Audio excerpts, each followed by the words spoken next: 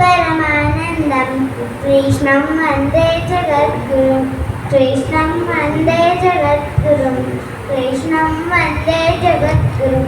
ॐ श्री परमात्मने नमः। अथ अष्टमोऽध्यायः। अर्जुन उवाच किं तद् ब्रह्म किमध्यात्मं किं कर्म पुरुषोत्तमम् अधिभूतं च किं प्रोक्तमधिदैवं किमुच्यते अधियज्ञ कथं गोत्र देहेऽस्मिन् मधुसूदन प्रयाणकाले च कथं ध्येयोऽसि नियतात्मभिः अक्षरं ब्रह्म परमं श्रीभगवानुवाच अक्षरं ब्रह्म परमं स्वभावोदात्ममुच्यते भूतभावोदभङ्करो विसर्गः कर्मसंहितः अधिभूतं क्षरो भाव पुरुषश्चातिदैवतम् अधियज्ञोऽहमेवात्र देहे देहोऽपिताम्बर अन्तकाले च मामेव स्मरन् मुक्ता कलेवरं यः प्रयाति समद्धावं याति नास्त्यत्र संशयं कवें पुरा यं वापि स्मरन् भावं त्यजन्ते कलेवरं तं तमैवेति कौन्तेय सदा तद्भावभावितः तस्मात् सर्वेषु कालेषु मामनुस्मरेद्य च मयि यद्विघ्नो बुद्धिर् मामेव श्रीशि संशयम् अभ्यासयोगयुक्तेन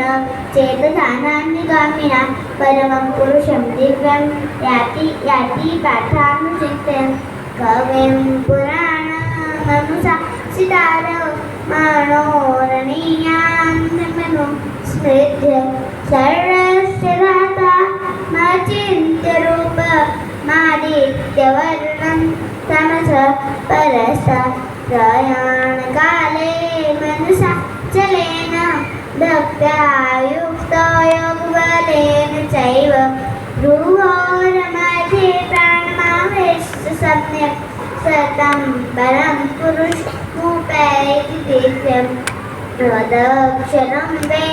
वीरो वदन्ति विशन्ति यद्य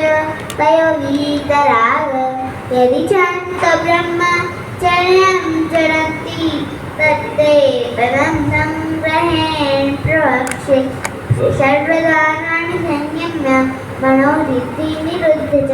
मूर्धन्यादात्मनः प्राणं नासिको योगधारणा ओमित्येकाक्षरं ब्रह्म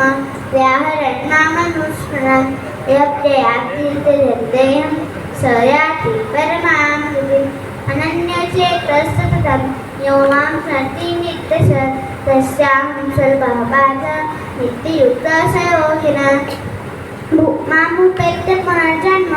दुःखालयमशाश्वतं नाप्नुवन्ति महाबाहो